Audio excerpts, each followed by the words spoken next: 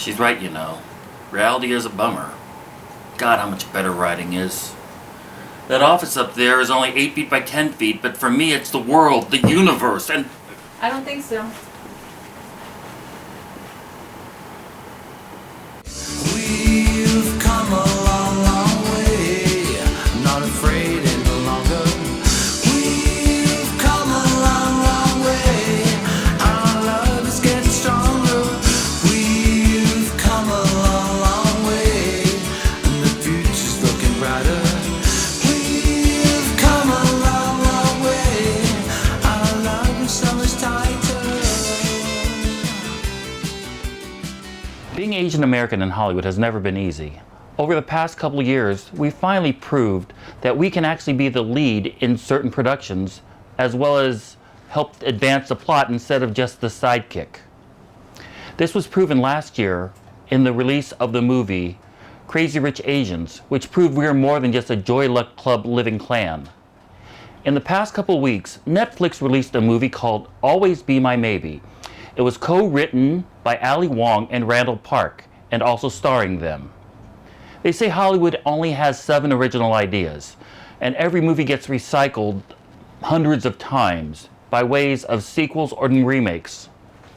Well, I figure that eventually Always Be My Maybe will be remade, and I wanted to be the first person to throw in my audition tape. So here are my audition tapes for the roles of Always Be My Maybe.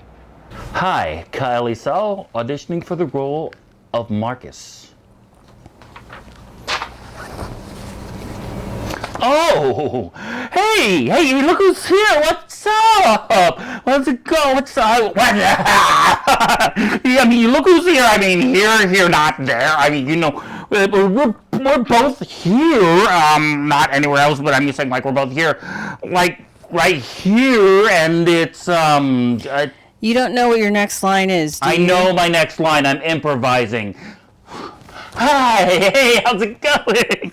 Well, you're like here, I'm here, we're both here, and it's like we're not together, but we're... Her name is Sasha. I know her name is Sasha. Hey, look, everybody, Sasha's here. Sasha, how are you doing? You're here, you look really good. I mean, you look really good. You know Allie? I mean... Her name is Allie. Her character is Sasha. I know her name is Allie, and her character is Sasha. Hey, Sasha, how's it going? You look really good, Allie. Sasha! Allie, Sasha, you! Kyle Isao, auditioning for the role of Harry Kim.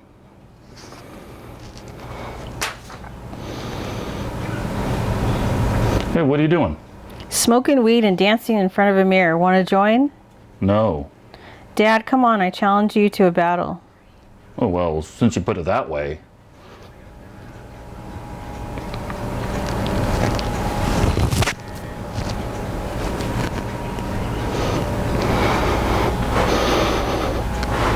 This would be so much easier if I had music.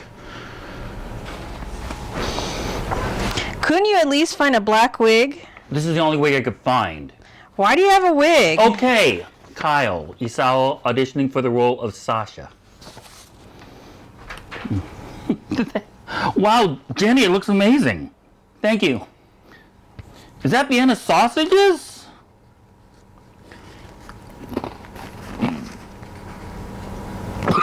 What is that? It's a plate of prop food. You're not supposed to eat it. Then why did you give it to me? Wait. Something's moving in my mouth. That's not the line. No, something's moving in my mouth. Anyone got any bug spray? According to something I saw online, when certain foods are sprayed with pesticides, the food becomes more shiny and it appears better on camera. So? I already sprayed your food with bug spray. Excuse me! Kyle Isao reading for the role of Brandon Choi. Can we talk about something? Yeah, sure. What's up? I've been thinking a lot, and if it's cool with you, I'd like to postpone our wedding. It's not that I don't want to get married, it's just that the opportunity has come up to go to India with Jose Andres. The chef from Bazaar? Exactly! He's opening up a new restaurant there, and he's heard about my 2 years in the saffron fields of Kashmir. So you want me to go to San Francisco alone? That's the beauty of it. We'd both be in new surroundings but apart together. Before entering a lifelong commitment, I want this to be just right. You can stop smiling now. I don't think I can. Kyle Isao auditioning for the role of Keanu. What about the bill? I took care of it. Let me see. $6,400? It was less than a residual payment from my hit movie, Speed. Can I do a couple different takes on this? If we have to. It was less than the daily budget of the craft services table on Bill and Ted's. It was less than the green glowing stuff that they used in the ultimate trilogy, Matrix. And that stuff made me deflect bullets and stuff. It cost less than my diction lessons for the movie Point Break. It was less than the cost of the hoo-has that were made by Al Pacino in the movie Devil's Advocate. It was less than the advertising budget for the movie Thumbsucker. I've never heard of that movie. Exactly. It was less than the cost of the wicks in all 3 John Wick movies. That doesn't make any sense. Huh? Where are you going? I haven't been able to do the Diana Ross impersonator audition tape yet. I want to show you one of the wonders of living in Southern California. We're currently in Lancaster, California, which is out by Edwards Air Force Base, a little bit in the deserty part of outskirts of LA. And we're about to go over something called the Musical Road. The Musical Road is a paved environment that they have to recreate sounds of music while driving over a road set at a certain speed. The first musical road was created in Denmark in 2005. The second one was created in Japan. The road itself is just regular concrete road that was created. So let's take a look at it.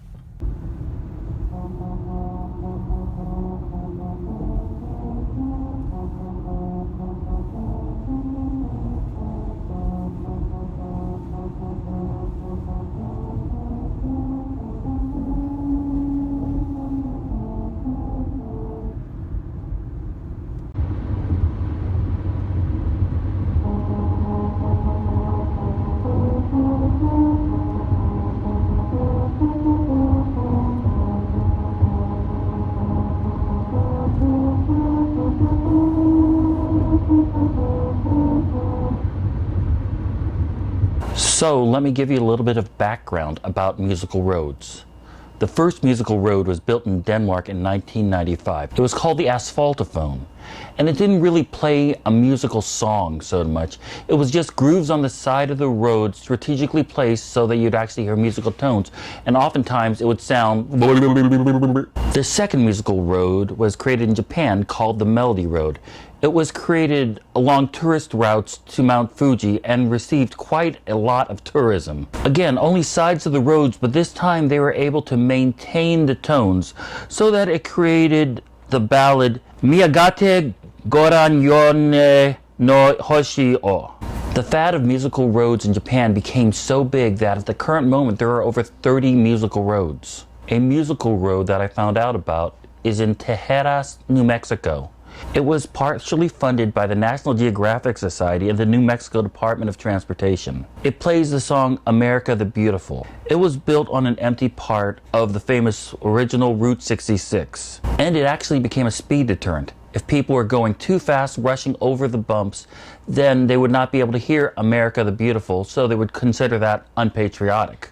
Now, the location that we were showing you earlier from Lancaster, California, was originally created for a Honda Civic commercial, and the road was known as the Honda Civic Musical Road. Instead of driving over grooves on the sides of the roads, each car would drive over very minor speed bumps that covered the entire surface of the road. Honda insisted that the bumps themselves were so minute that they would not create any damage to the car's engines, shocks, and any other part of the car. For the song to work, one must drive at an even 55 miles an hour. A handful of years ago, the people of Lancaster said there were too many cars and tourists traveling on the road, causing delays in safety precautions for the locals. The road was then destroyed and relocated to Avenue G, where it was almost an exact replica. This time, the road offered a second lane for those who just wanted to get to their location without hearing the music. Unfortunately, technology was not able to create the exact tones that they were looking for in the precise way, so that's why this song sounds a little bit off. But surprisingly, the roads themselves are still able to create the same tones without much wear and tear. The video I'm about to show you is from my buddy Scott Schiff. He videotaped himself going over the road about a year ago, and this is the footage. As you can tell, the road has not changed over time, and even counting the number of drivers that have driven over this road.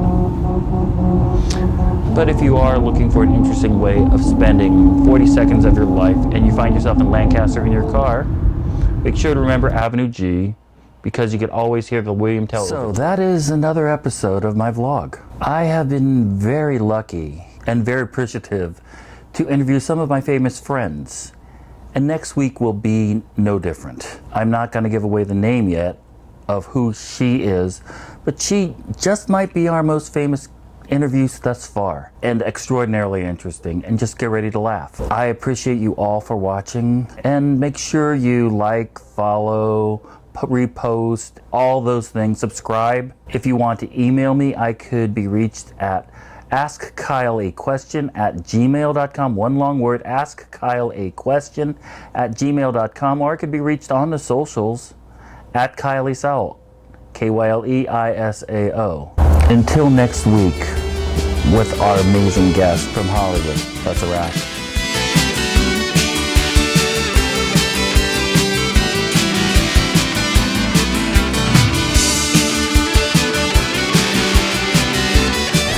Can I make a suggestion? Yeah. Is it too dark? It doesn't sound right. What? I come and sound like Keanu if I can. Okay. Okay.